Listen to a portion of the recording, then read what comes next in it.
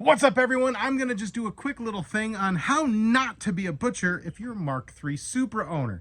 For some god-awful reason, for the longest time, I've owned these for 21 years, 22 years or something like that. I've owned many of them. There's another one right over there that's completely factory original. It's awesome. Needs a little bit of restoration work, but wow, what a survivor. This, however, has been my, well, test mule for well over a decade. It's had many different engine combinations, and for some god-awful reason, people are about to do a lot more cutting into this car than it took me to fit a 1UZ FE with a supercharger in it. And I'd cut nothing to put that in there. Right now I'm working on the square body, so I'm not going to be going ahead and pulling this thing all apart today. Realistically, it should take about 20, maybe 40 minutes to do this. You need to start with popping open your fuel door, take your fuel cap off and any screws and bits and things like that. Drop down underneath here. Right in the middle, there's a drain plug. Grab yourself a 3/8 driver right there and just take that right out. For the love of God, make sure you have something underneath there to catch the fuel. Just saying, don't let it pour all over the ground. Preferably do it outside of the house, otherwise your house will smell like gas.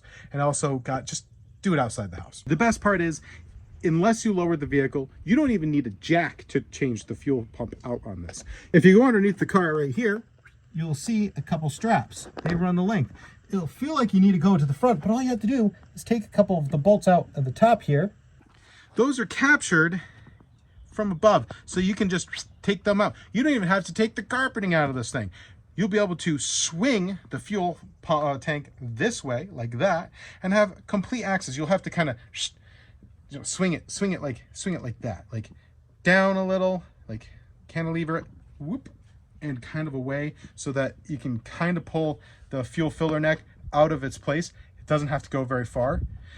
If you've drained all the fuel, it will weigh next to nothing. It is nice to use a jack just to kind of stabilize it and, freehand to put it back up. You have two straps. That's a total of, like, I don't know, 6 bolts off the top of my head. And once you're done doing that, you have total access to the top of the fuel tank. Stop doing this to your vehicle. So yeah, for the love of God, stop being butchers. You don't have to be. This isn't an F body.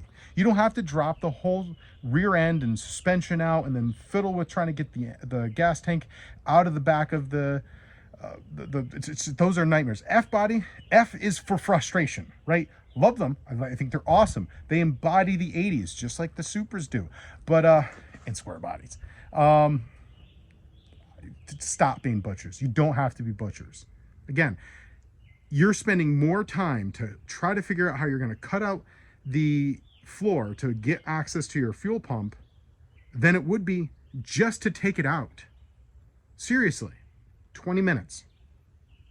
Then you have to figure out how you're going to seal it back up, and then you might have fuel fumes. And, it's just don't put holes where they don't need to be. Okay? God bless. Have a wonderful day. Keep your shiny side up. Stop being butchers. Bye.